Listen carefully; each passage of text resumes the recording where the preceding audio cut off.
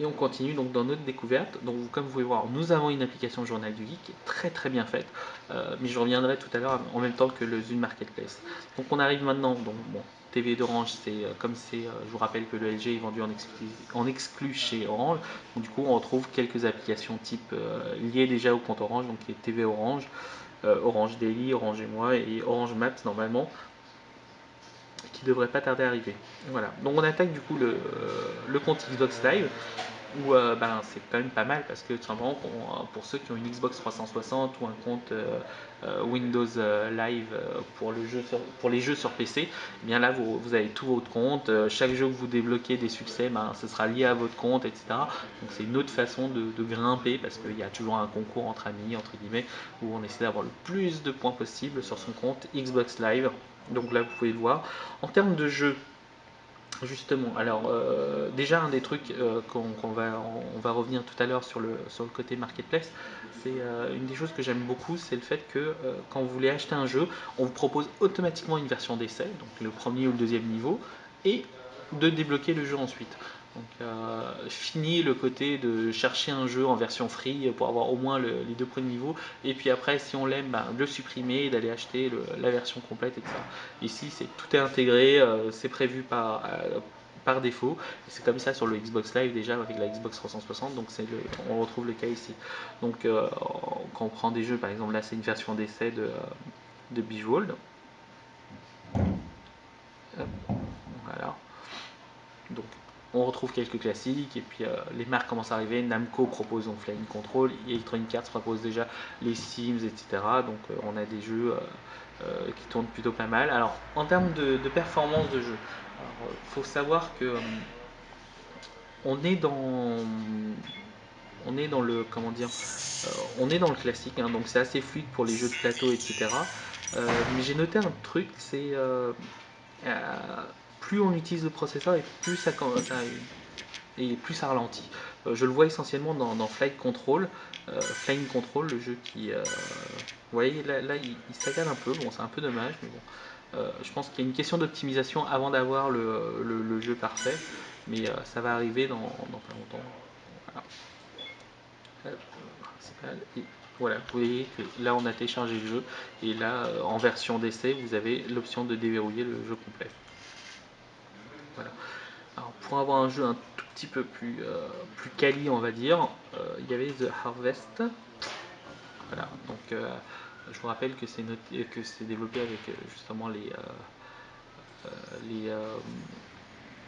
le kit de développement par Microsoft. Et puis voilà.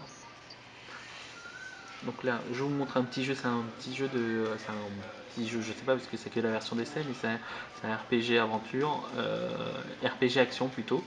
Et c'est pas mal réalisé, ça vous donne une idée des performances que proposent les Windows Phone du coup.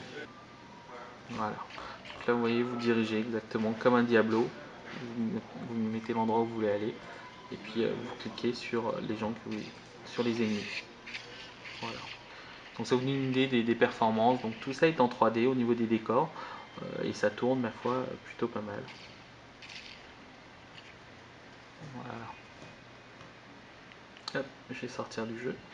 Comme ça, je vais vous en montrer un autre. Oui.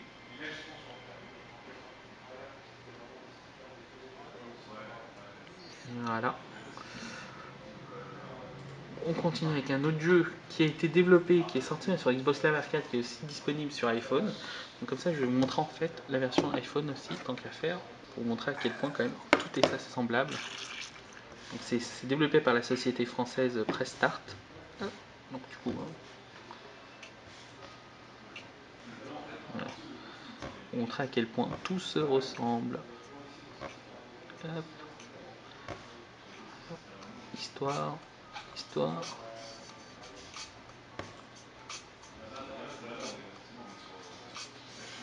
Hop. Ah, nouvelle partie, normal.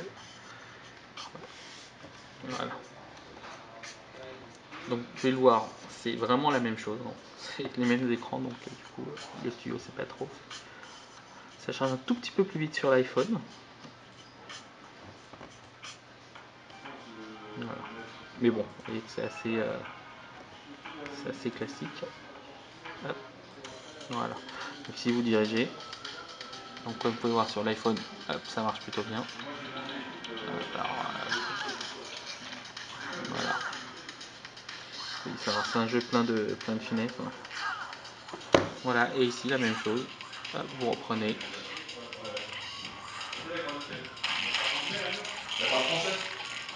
Voilà. Donc c'est Twin Blade, donc vous pouvez voir qu'au niveau en termes de performance graphique, c'est à peu près la même chose. Et ça tourne pas mal. Hop, voilà. Je vais sortir du jeu. Hop, et vous proposer d'autres jeux à découvrir.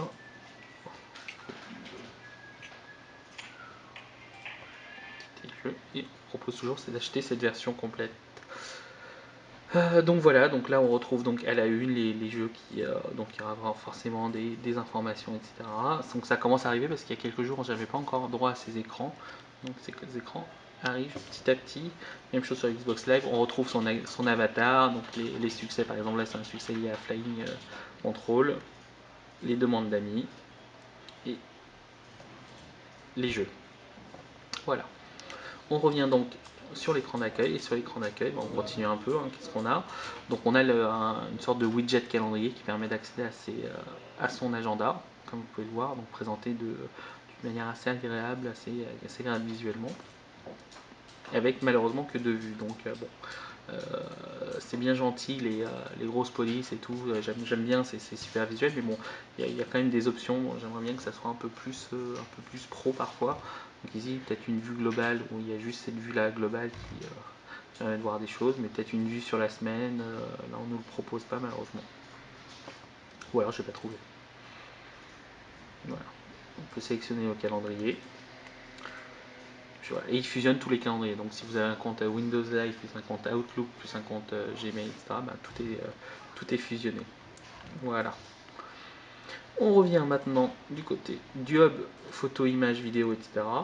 Donc là-dessus, on retrouve toutes les photos liées à vos contacts Facebook, toutes les photos, pardon, liées à vos contacts Facebook. Ils se téléchargent automatiquement, donc j'espère que vous avez un bon abonnement Internet, parce que maintenant tout est connecté. On retrouve les photos que vous avez pu synchroniser vous-même. Hein.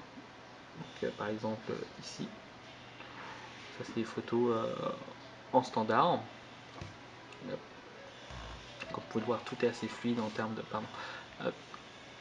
de navigation.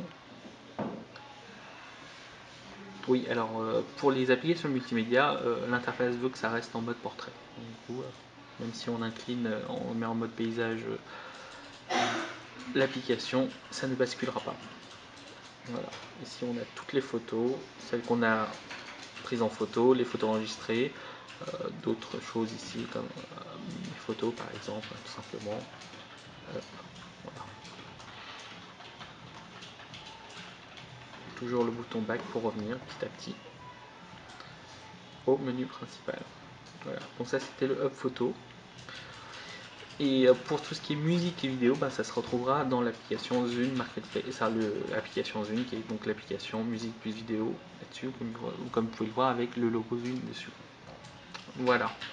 Et on va vite faire un tour, puisque pour ceux qui connaissent déjà le Zune, il faut avouer que c'est quand même une interface plutôt agréable. Vous avez l'historique par exemple de ce qui se passe, les vidéos que vous pouvez télécharger ou pas, les nouveautés, etc. Concernant la musique, tout simplement vous avez le Zune Marketplace. Maintenant vous savez depuis quelques jours, depuis une semaine, Microsoft propose le téléchargement pour l'Europe du Zune Software, qui permet donc d'acheter de la musique comme ses concurrents. Et il vous propose aussi surtout le Zune Pass, donc qui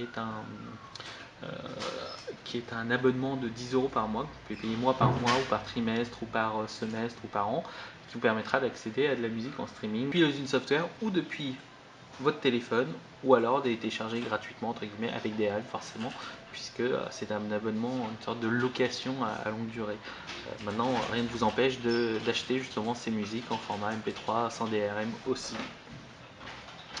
Au niveau des vidéos, les vidéos c'est la même chose, hein, donc c'est soit vous les récupérez en location ou en achat sur le Zune Marketplace, Et sinon, ce sont vos vidéos personnelles. Alors, une des choses que j'ai bien apprécié sur le Zune Software, c'est tout simplement le fait que quand vous avez des fichiers, on va dire, pas très catholiques, vous avez pas, et que vous n'avez pas forcément un logiciel pour convertir au bon format, puisque c'est du MP4 au final, eh bien le Zune Software se permet de vous, ça permet justement la conversion automatique de ces vidéos. Donc il suffit de rajouter vos vidéos et chaque fois que vous l'ajoutez à votre téléphone, eh bien, elles seront converties. Donc typiquement, je vous montre par exemple le How I Met Your Mother, tout simplement. Puis voilà. Donc ça c'est une vidéo qu'on retrouve comme vous le savez. Et puis quand vous faites un glisser-déposer, ben, la vidéo est convertie. Ça prend le temps que ça se prend, mais ça marche. Voilà. Au niveau des podcasts, bon, même chose, ça c'est à vous de les mettre, de les ranger sur dans votre Zune Software. À noter que pour l'instant, je n'ai pas trouvé encore de liste de podcasts, donc il va falloir les rentrer manuellement. Voilà. Hop. Oh mince, je suis sorti un peu vite. On va revenir ici. Pour la radio, donc c'est assez classique. Hein. Vous choisissez en fait votre région et votre casque servira d'antenne. Voilà. Donc, pour le marketplace. Donc, en parlant de marketplace justement, à noter que quand vous créez votre compte Zune, donc lié à votre compte Xbox 360 ou Windows Live, il faut savoir qu'on vous propose quand même une période d'essai de 14 jours. Donc vous avez accès illimité à toute la bibliothèque, etc. etc. Donc c'est pas mal du tout pour tester, tester le service. Voilà. Donc là vous avez les nouveautés, bon classique. Je vais pas m'attarder dessus. Voilà, attaquons maintenant le marketplace. Alors il faut noter que sur le Zune Software, vous avez accès à vos applications, mais à votre, comment dire, vous avez accès à votre market qui vous permet donc d'acheter des logiciels. Par contre, bon, contrairement à iTunes, quand vous les achetez, ils sont directement installés sur votre Windows Phone. Donc du coup, j'ai pas de liste de ce que j'ai installé, tout ça. Si j'ai envie de savoir ce que j'ai acheté, ben, j'ai aucun moyen de le savoir. Donc peut-être que ce sera corrigé. De même, quand vous essayez d'accéder à ce que vous propose votre Windows Phone sur le Zune Software, ben, on voit les musiques que vous avez synchronisées, les vidéos, etc. Mais par contre, on ne voit pas du tout les applications qui ont été installées. Donc ça, c'est un peu dommage. J'attends de voir s'il y a une mise à jour ou pas, mais bon, ça ne devrait pas tarder. Donc pour le marketplace, bon, bah, pour l'instant il n'y a pas grand chose, hein, je vous avouerai.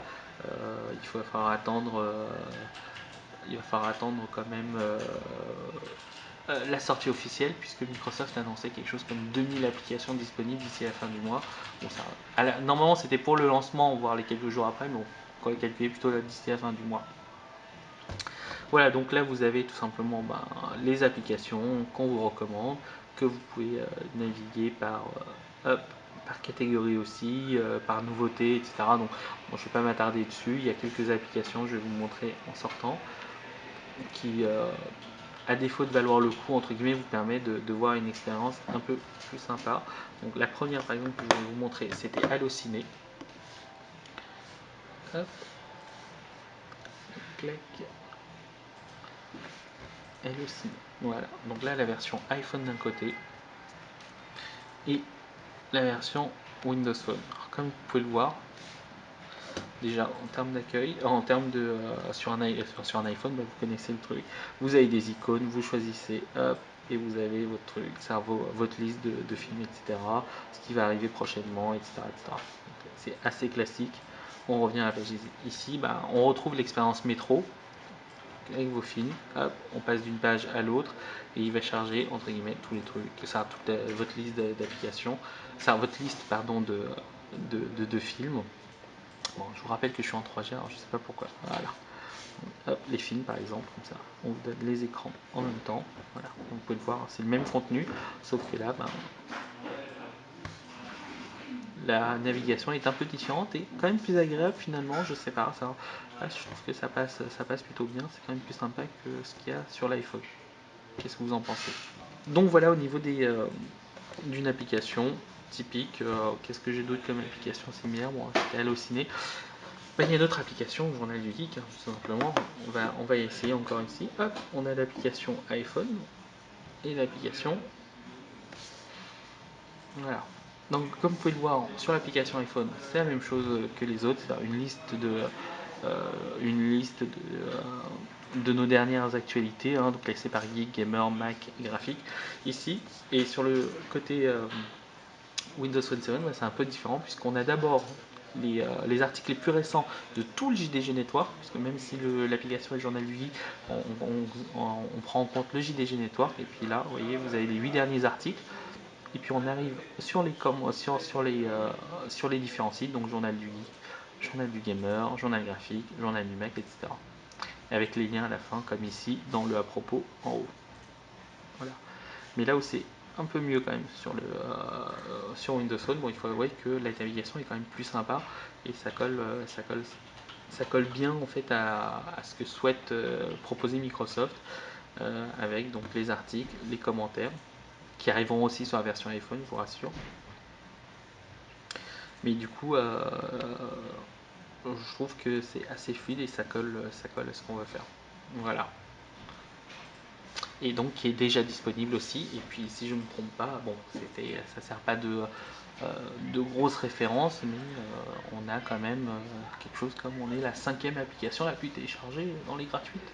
Bon, certes, avant la date du 21, il n'y avait que les journalistes et quelques développeurs qui avaient accès, donc c'est pas super représentatif, mais je compte sur vous pour faire en sorte que ça reste dans ce top 10.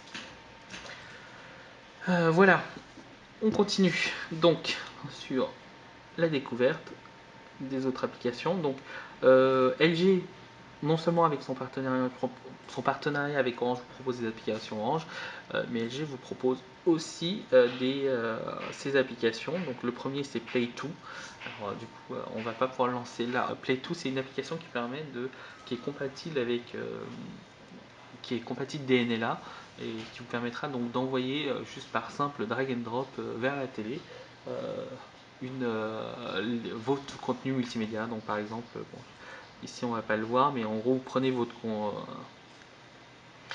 prenez, bon, on va pas voir parce que j'ai pas de périphérique DNLA, mais en gros vous prenez votre photo et si vous voulez la renvoyer sur l'écran, sur une télé, vous avez juste à faire hop ce geste avec la photo et ça part directement sur votre TV compatible DNLA. Voilà. Il y a aussi l'application mode paysage, mode paysage qui est juste une application qui permet de faire du panoramique avec l'APN, qui est de 5 mégapixels d'ailleurs, je tiens à préciser concernant le LG. Et sinon, il y a aussi l'application Scan Search qui est donc l'équivalent d'un Layer Reality, donc une application de réalité augmentée. Donc voilà. Concernant le marketplace, je reviens vite fait pour le marketplace. Le marketplace vous propose, Microsoft souhaite contrôler forcément comme les autres marques, vous propose, Microsoft souhaiterait plus de qualité que de quantité. Bon, c'est un peu normal comme discours évidemment puisqu'on est au début, donc du coup il n'y a pas 36 000 applications, donc on va essayer de se focaliser sur la qualité. Par contre, bon, un petit message pour les développeurs, faites des efforts pour les icônes parce que si vous allez là, vous pouvez télécharger le logiciel Zune. Si vous allez sur le marketplace, vous allez voir qu'il y a quand même des icônes qui sont juste catastrophiques. Donc faites un petit effort parce que surtout, bon, oui je sais, là j'ai ma photo en Justin Bieber, c'est sur une idée de Greg, hein, c'est pas de ma faute. Au niveau du marketplace, donc j'ai plus grand chose, je crois que je vous ai à peu près tout dit. On attend les applications. Les applications vous proposent quand même, là je vais prendre par exemple Le Figaro, vite fait quand même, donc il propose une façon différente de consommer l'information et c'est pas plus mal du coup. Voilà, donc vous avez Le Figaro par exemple ici. Par contre, l'inconvénient c'est que dans Le Figaro ils ont mis des pubs dans tous les sens. Je sais pas si on va avoir une là. Bon, c'est en train de charger. Donc, par contre, quand ça charge, l'application est assez lente, donc que ce soit Le Figaro ou n'importe laquelle. Hein. Donc quand vous avez une tâche de fond, c'est pas ce qu'il y a de plus rapide. En parlant de tâches de fond d'ailleurs, Windows Phone 7 n'est pas multitâche comme on pourrait le penser, donc bon, c'est vrai que c'est un peu le grand mot qu'on a eu ces dernièrement avec Android, BlackBerry et autres iOS, mais bon, quand vous prenez le multitâche de l'iOS qui s'en sert vraiment, je trouve que personnellement, par exemple, le fait d'appuyer 2 fois sur le bouton Home, c'est pas ce qu'il y a de plus de plus pratique finalement pour accéder à ces anciennes applis. Là pour le coup, j'aime beaucoup le fait de faire précédent. Donc je passe d'une appli à l'autre comme ça, et puis sur 2 coups, je reviens directement à mon application précédente. Voilà. Donc comme vous pouvez voir, la navigation est plutôt sympa. Ouais, la pub là en plein milieu. Je sais pas pourquoi ils ont fait ça, mais voilà. Et là, le pire, c'est que là, vous dites que c'est juste une pub au niveau des entêtes, des titres de l'actualité. Mais là, je ne vais pas vous montrer, mais dans des articles, c'est en plein milieu de l'article. C'est assez bizarre, puisque en plus, la navigation se fait toujours de gauche à droite, mais jamais de haut en bas, vers le bas. Voilà.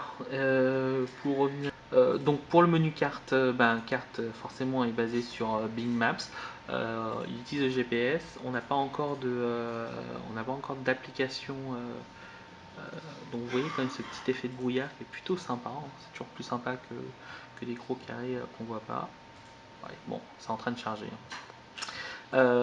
Oui, donc il n'y a pas encore de navigation, donc ça ne saurait tarder. Je pense que les grands comme TomTom, Navigon et autres sont en train de travailler dessus. Et puis je pense que Microsoft travaille aussi sur une version de navigation de son Bing Maps. Voilà, donc la géolocalisation marche plutôt bien. Bon, je n'ai pas noté de grosses différences, mais il manque encore les services qu'on peut trouver sur un Google Maps sur Android, par exemple. Voilà. Vite fait quand même, parce que là je vois que le temps défile, etc. Sur le marketplace, vous pouvez télécharger via 3G des applications jusqu'à 20 mégas. Et puis si c'est plus, il faudra passer par le Wi-Fi. Voilà. Idem, j'aime beaucoup aussi le fait, parce que là je prends mes petites notes et je regarde. Sur Google Mail, quand vous créez un email, tout simplement, vous pouvez ajouter autant de fichiers que vous voulez en pièce jointe, ce qui est super agréable parce que son concurrent direct, qui est leader actuellement dans le monde des smartphones, à savoir iOS, ne propose pas ce genre de petites choses qui est quand même qui est quand même très pratique. Donc merci Android et Windows pour ça, et aussi BlackBerry forcément, et WebOS qui le proposent tous sauf iOS, bizarrement, et qui est leader d'ailleurs, bizarrement. Bref, on continue là-dessus en continuant descendant. Donc le marketplace on a vu, je vous ai montré les trucs. Hop, et on attaque le dernier qui était le Hub Office que je n'ai pas mis dans mes favoris, bizarrement. Voilà, le Hub Office qui vous permet d'avoir Word, Excel, PowerPoint et OneNote. Donc si vous avez un compte Windows Live qui synchronise tout ça, évidemment tout est synchronisé. Autant pour Word et Excel, ça pose pas trop de problème. Bon, c'est assez succinct, ce sont vraiment des versions mobiles. Donc vous attendez pas à pouvoir faire des grosses feuilles de calcul, tout ça. Donc pour la consultation, ça pose pas de problème. Maintenant, pour créer des documents, c'est pas ce qu'il y a de mieux non plus. De même pour les PowerPoint, ils ne lisent que les PowerPoint d'Office 2010, il me semble. Donc du coup, ça limite un peu plus. Maintenant, si vous êtes utilisateur d'Office et que vous avez un compte Office, le tout est plutôt bien intégré puisque chaque nouveau document que vous créez pourra être sauvegardé aussi bien sur SkyDrive que sur Windows Live ou votre compte Office. Voilà, donc je crois que vous avez à peu près tout dit là-dessus. Donc en conclusion pour Windows Phone, je suis vraiment content de découvrir une nouvelle interface. Donc ça, c'était vraiment le petit jouet de ces dernières semaines, puisqu'il vous propose quand même une nouvelle façon de voir. Bon, tout le monde ne va pas adhérer, c'est sûr, mais pour le coup, je salue Microsoft pour cette prise de risque qui est quand même très agréable et rafraîchissante, puisque on était habitué dernièrement, aussi bien sur Android que iOS que BlackBerry, même sur le dernier BlackBerry, donc à savoir l'OS 6, à avoir cette vision on passe tout par les icônes, etc. Donc là, on a vraiment quelque chose de nouveau. J'attends d'avoir les 50 000 applications que je téléchargeais. Donc là, j'ai commencé à en mettre pas mal, donc, déjà.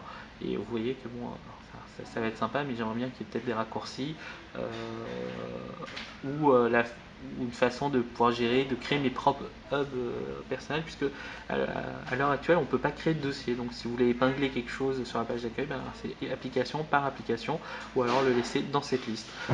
D'ailleurs, en parlant de hub, tout simplement, LG n'en propose pas, mais Samsung et HTC proposent dans leur modèle justement des hubs de leurs applications, donc histoire d'avoir entre guillemets leur surcouche, puisqu'ils peuvent faire intervenir autre part, et Orange va faire sans doute la même chose. Voilà, donc dans les prochaines évolutions, c'est plus d'organisation. Parce que, là, bon, l'avantage pour les jeux, par exemple, c'est que ça va directement dans le Xbox Live, mais pour tout le reste, pour l'actualité, l'amusement et tout ça, ben, j'aimerais bien pouvoir créer mes propres dossiers, mes propres hubs.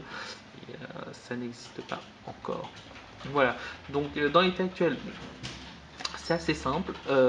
Microsoft propose un environnement fermé, propriétaire, donc typiquement exit maintenant les points câbles, les points exe qu'on avait l'habitude de voir avec Windows Mobile. On est obligé de passer par le marketplace, donc voilà.